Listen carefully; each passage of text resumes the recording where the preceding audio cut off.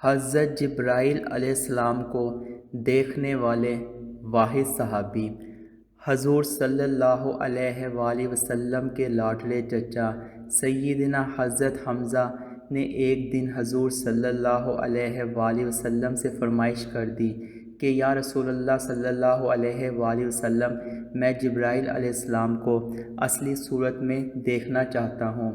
ساتھ ہی جبرائیل علیہ السلام غصے میں بسم اللہ الرحمن الرحیم، السلام علیکم۔ حضرت محمد صلی اللہ علیہ وآلہ وسلم کی ولادت سے 2 سال پہلے آپ کے چچا اور بھائی شیر خدا حضرت سیدنا حمزہ بن عبد المطلب پیدا ہوئے۔ آپ کی کنیت ابو عمارہ تھی۔ آپ نہایت حسین و جمیل، دبلے پتلے اور چوڑی چھاتی اور دراز قد تھے۔ شعر و شاعری پسند کرتے تھے۔ تلوار بازی اور پہلوانی میں وہ اپنی مثال آپ تھے، جبکہ پورے مکے میں سیدنا حضرت امیر حمزہ شکار کرنے والے شہ سوار کے طور پر مشہور تھے۔ سیدنا حضرت حمزہ حضور نبی کریم صلی اللہ علیہ وآلہ وسلم کے رضا بھائی اس لیے تھے کہ دونوں نے ابو لہب کی لونڈی حضرت صوفیہ کا دودھ پیا تھا۔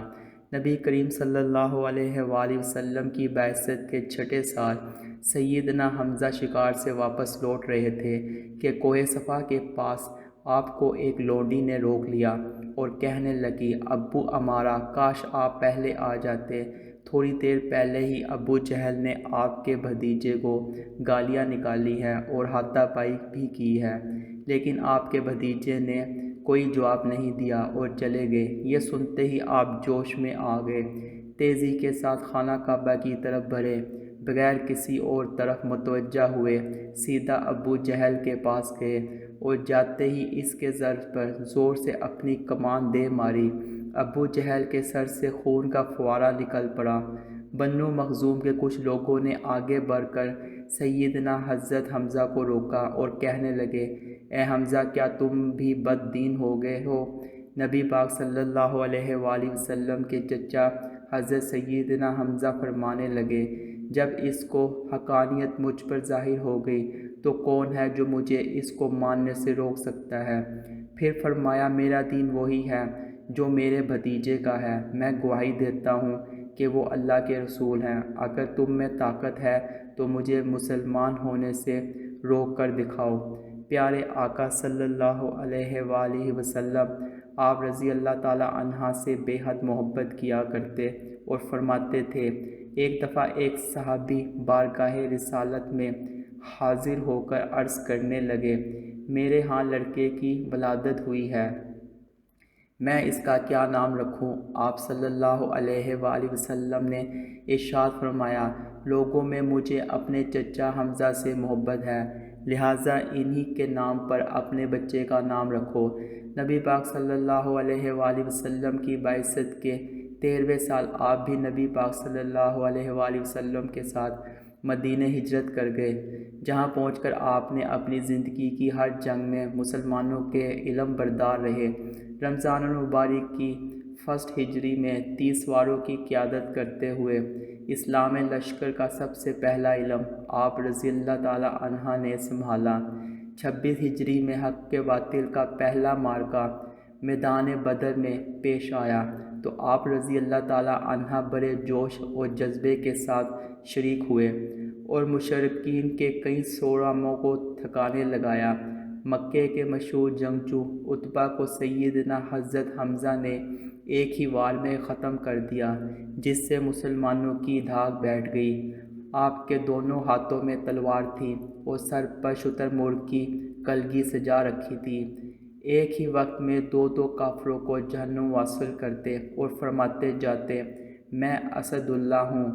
ایک مرتبہ حضرت سیدنا امیر حمزہ نے بارگاہ رسالت میں درخواست کی کہ میں حضرت جبرائیل علیہ السلام کو اصلی صورت میں دیکھنا چاہتا ہوں۔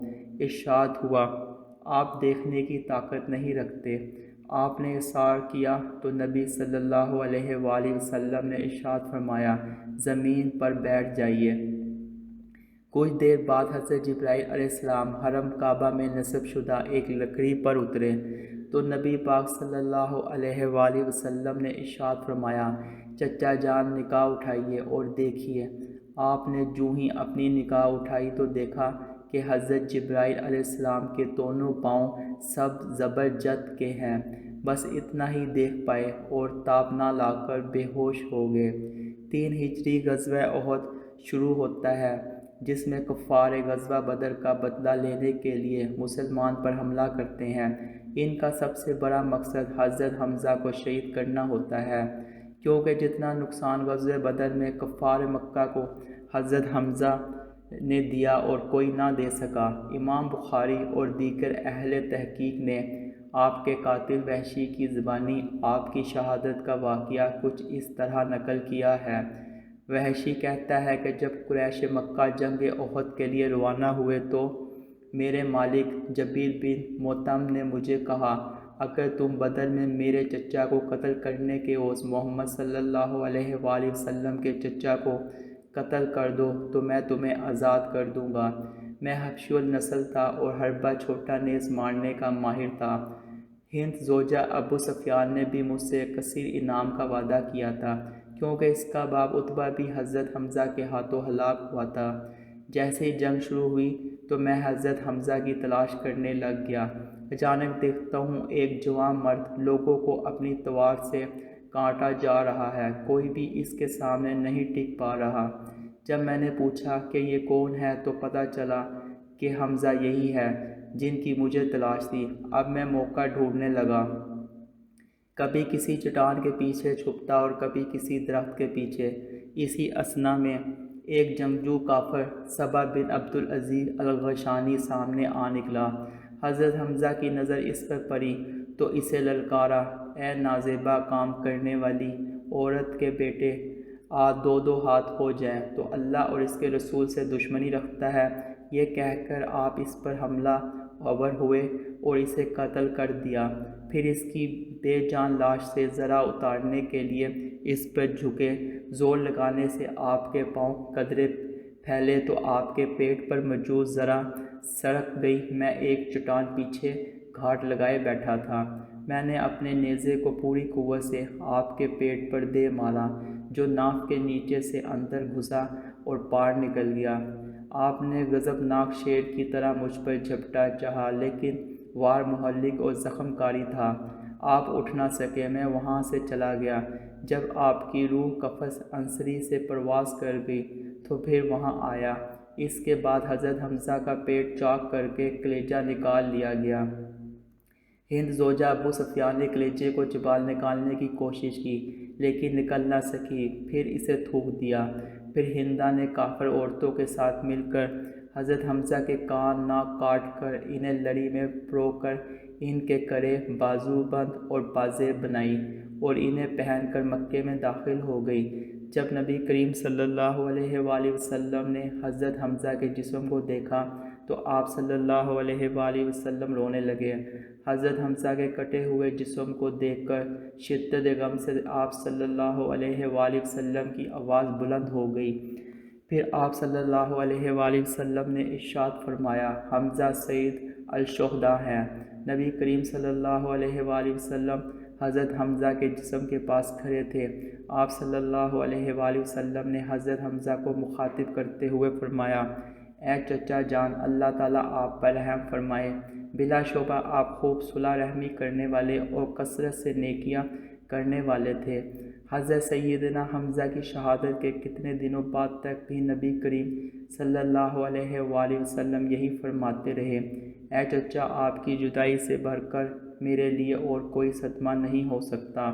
حضرت صفیہ، جو کہ حضرت سیدنا امیر حمزہ کی حقیقی بہن تھی، جب وہ اپنے بھائی کی شہادت کے بعد آپ کے جسم کو دیکھنے آئی تو نبی پاک صلی اللہ علیہ وآلہ وسلم نے ان کو نہ دیکھنے دیا۔ اندازہ کیجئے مسلمانوں کیا حال ہوگا اس وقت کہ جب نبی پاک صلی اللہ علیہ وآلہ وسلم کے پیارے چچا کے جسم مبارک کو شہادت کے بعد بھی کاٹ دیا گیا ہوگا۔ اللہ اکبر۔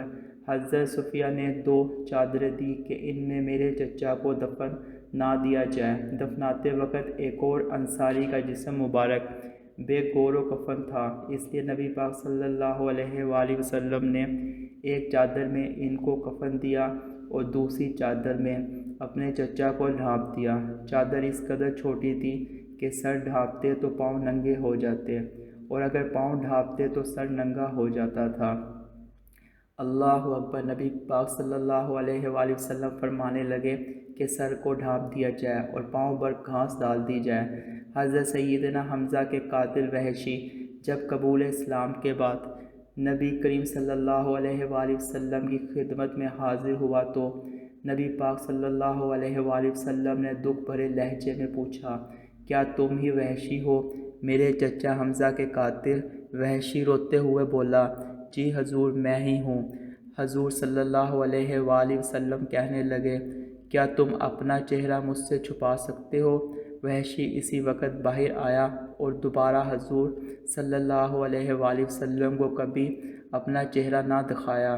اللہ اکبر۔ اندازہ کیجئے نبی پاک صلی اللہ علیہ وآلہ وسلم نے وحشی کو معاف ضرور فرما دیا، لیکن شدت غم اس قدر تھا کہ وحشی کو چہرہ چھپانے کا فرمایا۔ اللہ تعالیٰ سے دعا ہے کہ اللہ ہمیں صحابہ اکرام اور نبی پاک صلی اللہ علیہ وآلہ وسلم کے بتائے ہوئے راستوں پر چلنے کی توفیق عطا فرمائے اور نبی پاک صلی اللہ علیہ وآلہ وسلم اور ان کی آل سے سچی اور پکی محبت عطا فرمائے۔